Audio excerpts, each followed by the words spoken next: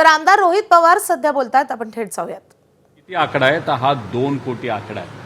म्हणजे तुम्ही जर साध्या भाषेत बोलायचं झालं तर 2 कोटी लोकांचं नाव हे महाराष्ट्राच्या इलेक्शन यादीमधून त्या ठिकाणी आता काढण्यात आलेलं आहे. कारण का त्यांच्याकडनं माहिती ही मिळाली नाही असं इथं आम्हाला सांगण्यात आलेलं आहे.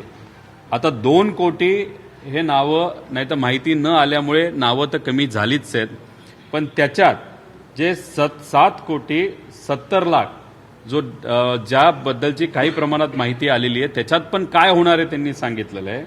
त्याच्यामध्ये मॅप्ड आणि अप्रूव्ड म्हणजे सगळी माहिती आलेली आहे. अशा लोकांना वेगळं काढलं जाणार आहे. त्याच्यानंतर मॅप्ड पण ॲनॉमलीज, जसं वेस्ट बेंगॉलमध्ये तुम्ही बघितलं असेल एक आकडा होता डिलीटेड, जो मी आता 2 कोटीचा सांगितला डिलीटेड, पण त्यांनी तिथं एक 40 लाखाचा आकडा असा ठेवला होता ॲनॉमलीज. म्हणजे हा आमच्याकडे कमी माहिती आहे, नाही तर ह्याच्यात काही डिस्पेरन्सी झाले, आडनाव मॅच होत नाही. हे उद्या जाऊन या 7 कोटी 70 लाखापैकी काही लोक असेही निघणार आहेत, जसं वेस्ट बेंगॉलमध्ये निघाले होते. आणि अनमॅप्ड म्हणजे काहीच मॅप होऊ शकत नाही असे वेगळे त्याच्यामध्ये असणार आहे. म्हणजे 2 कोटीचा आकडा हा 2 कोटीचा न राहता उद्या जाऊन हा आकडा वाढू शकतो. आता आम्ही त्यांना काय विचारलं तर हे जे काही 2 कोटी लोक जी काढण्यात आलेली आहेत ती कशी काढलीत तुम्ही सांगा. तर याच्यामध्ये जे वारलेत नाही तर ज्यांचा मृत्यू झालाय असे 34 लाख लोक आहेत. अनट्रेसेबल नाही तर ॲब्सेंट म्हणजे त्यांच्या घरामध्ये गेल्यानंतर तिथं गेल्यानंतर ती माणसं सापडलीच नाहीत असे 76 लाख आहेत.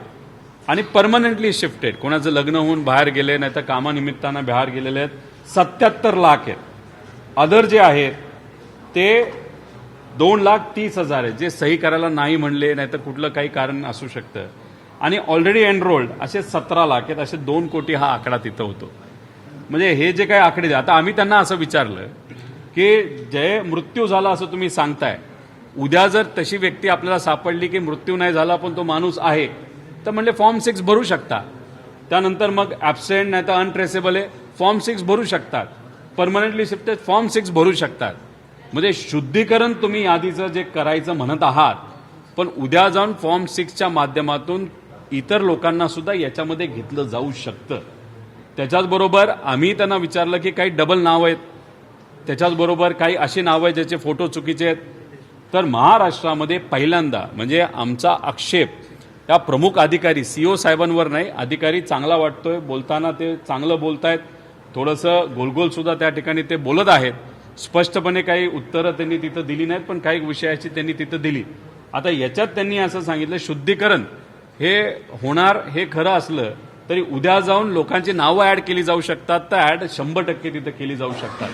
त्यामुळे आमचं एवढंच मत आहे लोकांना. आज संध्याकाळी खरं तर आम्ही डिटेल प्रेझेंटेशन घेणार होतो, पण आत्ता तुमच्याशी बोलल्यानंतर एक प्रेझेंटेशन आम्ही ऑनलाईन टाकत आहोत, तुम्ही तिथं बघा. याच्यामध्ये आमचे त्यांना जे आक्षेप होते की भाजपकडनं अशा पद्धतीचं सॉफ्टवेअर केलं गेलं आहे. त्या सॉफ्टवेअरमध्ये आपले म्हणजे आपल्या विचाराचे म्हणजे भाजपच्या विचाराचे संदिग्ध आणि विरोधी असं त्यांनी त्या सॉफ्टवेअरमध्ये त्यांनी नोंदणी केलेली आहे. तुम्ही एक समजून घ्या, गेल्या 3 ते 3.5 महिन्यामध्ये हे SIRचं काम चालू आहे. हा सगळा लोड जो आहे तो BLOवर आलाय. म्हणजे कुणी शिक्षक आहे कुणी अधिकारी आहे. आणि मग शिक्षकांना टार्गेट दिलं गेलंय की काही झालं नाही तर या BLOंना टार्गेट दिलं काही झालं तरी तुम्ही 100% एनरोलमेंट करून घ्या नाही तर 100% व्हेरिफिकेशन करून घ्या. त्यांना ते शक्य नाही. मग ते काय करतात की एका ठिकाणी कुठल्या तरी कार्यालयामध्ये बसून ते टेबल सर्वे करतायत.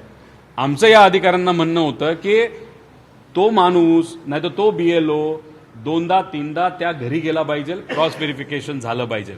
पण दुर्दैवाने लोड BLOंवर जास्त असल्यामुळे अशा पद्धतीने त्या ठिकाणी टेबल सर्वे केला जातोय. आणि या टेबल सर्वेला माहिती कोण देते तर भाजपचे कार्यकर्ते देत आहेत. ते कुठून काढतायत माहिती तर अशा पद्धतीचं सॉफ्टवेअर त्यांनी जे केलंय त्याच्यातून त्यांनी माहिती काढली. आणि मग आम्ही त्यांना सांगितलं हे पुण्याचं आहे, एका चॅनलनी कव्हर केलेलं आहे. त्यानंतर हे नाशिकचे कलेक्टर स्वतः म्हणतात हो आम्हाला असं सापडलेलं टेबल सर्वे. त्यानंतर हे आहे ठाण्याचं, इथं सुद्धा तिथं ज्या आपल्या मीडिया चॅनल्स आहेत ह्यांनी हे कव्हर केलंय, काही लोकांनी सोशल मीडियावर टाकले. आम्ही म्हटलं कारवाई तर करा, असं जिथं तिथं ते आलेलं आहे. त्यांनी आम्हाला शब्द दिला आम्ही कारवाई करू.